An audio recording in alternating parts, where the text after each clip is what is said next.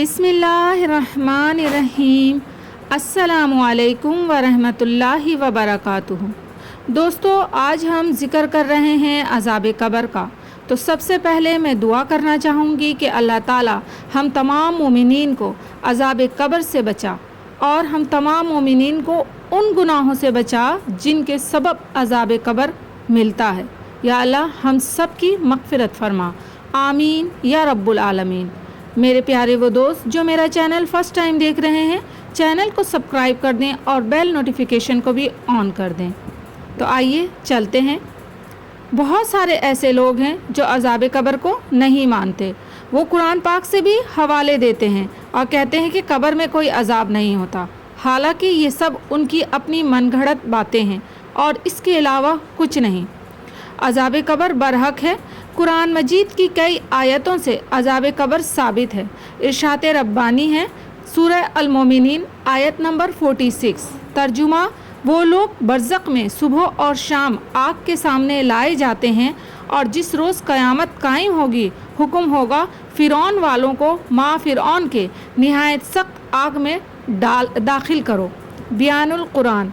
इस आयत में फ़िरौनियों का आलम बरज़ख में अज़ाब में मुब्तला होना सरहतन मज़कूर है। इसी तरह तमाम कुफ़ार व मुशरिकीन और बाज़ गुनहगार मोमिनीन को बरज़ख में अज़ाब दिया जाता है, जैसा कि बहुत सी सही अहादीस में मज़कूर है।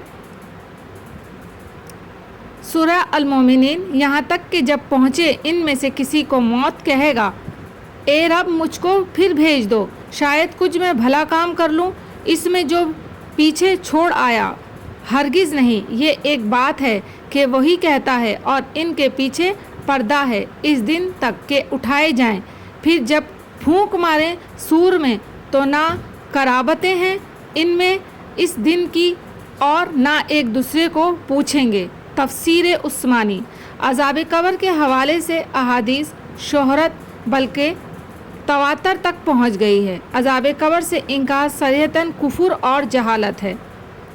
हज़रत आयशा सिद्दीक़ा रज़ियल्लाहु ताला अन्हा से रिवायत है कि एक यहूदी औरत इनके पास आई और उसने अज़ाब कब्र का ज़िक्र करते हुए हज़रत आयशा सिद्दीक़ा रज़ियल्लाहु ताला अन्हा को दुआ दी कि अल्लाह ताला आपको अज़ाब कब्र से बचाए। हज़रत आयशा रज़ियल्लाहु ताला अन्हा ने रसूलुल्लाह सल्लल्लाहु अलैहि वसल्लम से इस बाबत सवाल किया कि क्या वाकई अज़ाब कब्र होता है? तो रसूल अकरम सल्लल्लाहु अलैहि वसल्लम ने फरमाया, जी हाँ, अज़ाब कब्र बरहक है। हज़रत आयशा रज़ियल्लाहु ताला अन्हा फरमाती हैं कि इसके बाद मैंने रसूलुल्लाह सल्लल्लाहु अलैहि वसल्लम को हमेशा देखा कि हर नमाज में अज़ाब कब्र से पनाह मांगते थे। बुखारी और मुस्लिम शरीफ की ये अहादीस है।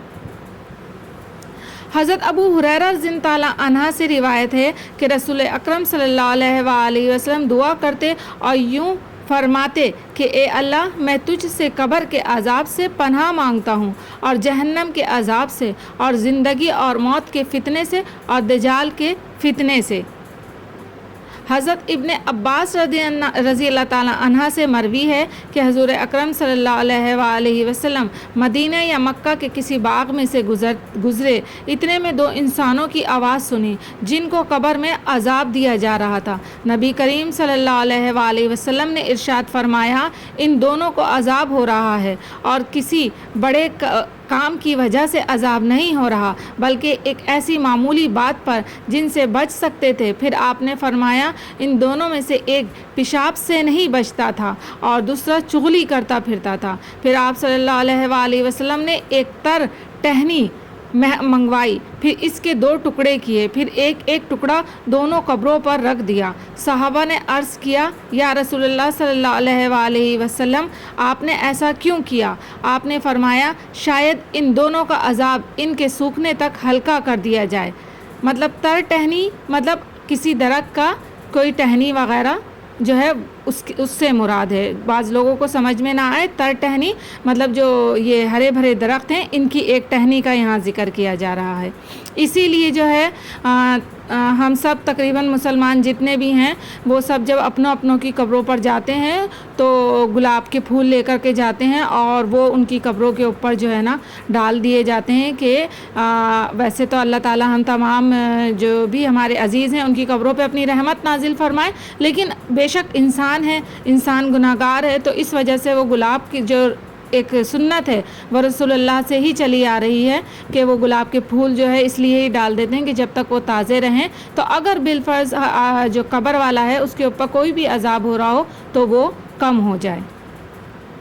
हज़रत उस्मान गनी रज़ियल्लाहु ताला अन्हु जब किसी कब्र के पास खड़े होते तो इस कदर रोते कि दाढ़ी मुबारक तर हो जाती थी। सवाल किया गया कि आप जन्नत और दोज़ख का तस्करा करके नहीं रोते और कब्र को देखकर इस कदर रोते हैं। हज़रत उस्मान रज़ियल्लाहु ताला अन्हु ने जवाब दिया कि रसूलुल्लाह सल्लल्लाहु अलैहि वसल्लम ने फरमाया है कि बेशक कब्र आखिरत की मंजिलों में से पहली मंजिल है, सो अगर इससे निजात पाई तो इसके बाद की मंजिलें इससे ज़्यादा आसान हैं और अगर निजात ना पाई तो इसके बाद की मंजिलें इससे ज़्यादा सख्त हैं। हज़रत उस्मान रज़ियल्लाहु ताला अन्हु फरमाते हैं कि अल्लाह के रसूल सल्लल्लाहु अलैहि वसल्लम ने इरशाद फरमाया, मैंने कभी कोई मंज़र कब्र के अज़ाब से ज़्यादा सख्त नहीं देखा। हज़रत इब्ने उमर रज़ियल्लाहु ताला अन्हा से रिवायत है कि रसूल अकरम सल्लल्लाहु अलैहि वसल्लम ने इरशाद फरमाया, जब इंसान का इंतकाल हो जाता है तो उस पर सुबह और शाम इसका ठिकाना पेश किया जाता है। अगर वो अहले जन्नत में से है तो जन्नत वालों का मुकाम और अगर अहले जहन्नम में से है तो जहन्नम वालों का मुकाम उसको दिखाया जाता है। फिर कहा जाता है कि ये तेरा ठिकाना है, यहाँ तक कि अल्लाह तुझको क़यामत के दिन उठाएगा। इस सिलसिले में मज़ीद तफसील जानने के लिए एक वाक़या मैं आपको सुनाती हूँ जो कि बिल्कुल सच्चा वाक़या है। महानसरा से आगे एक छोटे से कस्बे में एक जमात जो हमारी तबलीगी जमात होती है वो गई, तो एक शख्स डॉक्टर नूर मोहम्मद था। इसका बयान है कि मस्जिद से बाहर इधर उधर काफ़ी लोग फारिग बैठे थे। हम लोग इनके पास गए और मस्जिद में आने की दावत दी ताकि वो तालीम में शरीक हो सकें। कुछ लोग हमारे साथ मस्जिद में आने पर तैयार हो गए। एक साहब ने कहा कि मैं नमाज के वक्त आऊँगा और नमाज के बाद अज़ाब कब्र का एक वाक़या आप लोगों को सुनाऊँगा। चुनांचे ज़ोहर की नमाज के बाद ये शख्स हमारे पास बैठ गया, अपना तारुफ करवाया कि वो एक रिटायर्ड फ़ौजी नौजवान था। इस फ़ौजी का बयान है कि सन 1960 की जंग में एक कब्र में असले का एक आर्जी एक कैंप लगाया गया था, यानी किसी कब्र वगैरह में एक असला जो था वो छुपा दिया गया था और कुछ नौजवानों के साथ इस फ़ौजी की ड्यूटी थी। दिन का वक्त था और कोई ख़ास काम नहीं था, चुनांचे इसने कब्रिस्तान में घूमना शुरू कर दिया। इसका गुज़र एक पुरानी कब्र के पास से हुआ तो यूँ महसूस हुआ जैसे कब्र के अंदर से हड्डियाँ टूटने की आवाज़ आ रही है। इस फ़ौजी जवान ने बताया कि मैंने बंदूक की बट के साथ कब्र की ईंटें हटाईं ताकि देखे कि ये आवाज़ कैसी है, खुदा न खास्ता कोई दुश्मन तो नहीं है। जैसे जैसे मिट्टी हटाता गया आवाज़ और तेज़ होती गई और उसकी दिलचस्पी और साथ साथ खौफ भी उसका बढ़ता गया।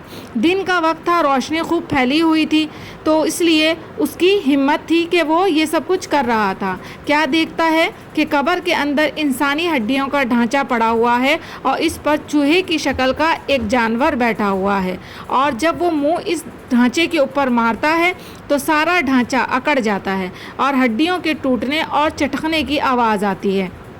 मेरे सामने इस जानवर ने 3 मरतबा अपना मुंह हड्डी पर मारा।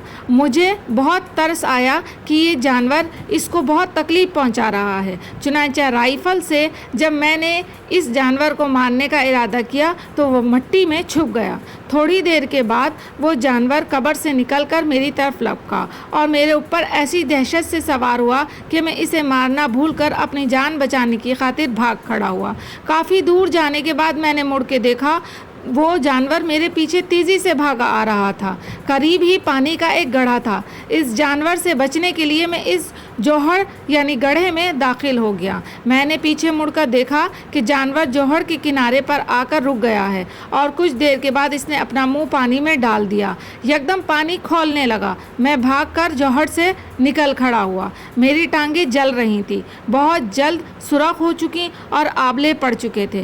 درد کی شدت سے میرا چلنا پھرنا محال ہو گیا تھا۔ میں نے اپنے ساتھیوں کو آواز دی۔ جب میں نے پیچھے مڑ کر دیکھا تو کچھ نہ تھا بلکہ وہ جانور غائب ہو چکا تھا۔ چنانچہ مجھے ایبٹ آباد کے ہسپتال میں داخل کروا دیا گیا اور پھر وہاں سے راولپنڈی کے ایک فوجی ہسپتال میں منتقل کر دیا گیا۔ میری ٹانگوں کا گوشت گلنا شروع ہو گیا تھا، ہر وقت بدبو دار پیپ اور خون رستا رہتا تھا۔ کسی علاج سے افاقہ نہیں ہوا مگر مرض بڑھتا گیا۔ جیسے جیسے دوائی لگتی رہی ویسے ویسے جسم سے گوشت علیحدہ ہوتا گیا۔ اس وقت دونوں ٹانگوں کی صرف ہڈیاں بچ گئی تھیں۔ گوشت آہستہ آہستہ گل کر علیحدہ ہو چکا تھا اور ہر وقت مردے کی سی بدبو آتی رہتی تھی۔ پھر اس شخص نے ہمیں اپنی دونوں ٹانگیں دکھائیں جس پر پٹیاں بندھی ہوئی تھیں۔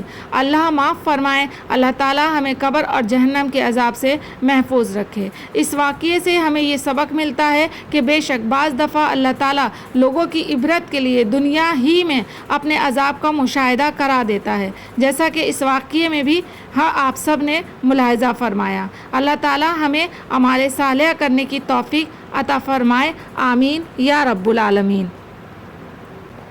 تو عذاب قبر برحق ہے اور ہمیں عذاب قبر سے بچنے کی ہر وقت دعا کرنی چاہیے، ہر وقت استغفار کرنا چاہیے۔ ہر نماز میں جب نماز سے فارغ ہوں تو لازمی جو ہے وہ عذاب قبر سے بچنے کی دعا ضرور مانگنی چاہیے۔ میری ہم سب مومنین کے لیے دعا ہے پھر سے ایک بار کہ اللہ تعالیٰ ہم سب مومنین کو عذاب قبر سے بچائے، ہم سب مومنین کو عذاب قبر سے بچائے۔ میرے وہ دوست جو میری یہ ویڈیو سن رہے ہیں وہ سب میری اس دعا پر آمین ضرور بولیں اور کمنٹ میں بھی آمین ضرور لکھیں، تاکہ جتنی زیادہ آمین بولی جائے گی اتنی ہی زیادہ ہماری دعاؤں کو جو ہے قبولیت کا شرف حاصل ہوگا۔ اجازت دیجیے، اللہ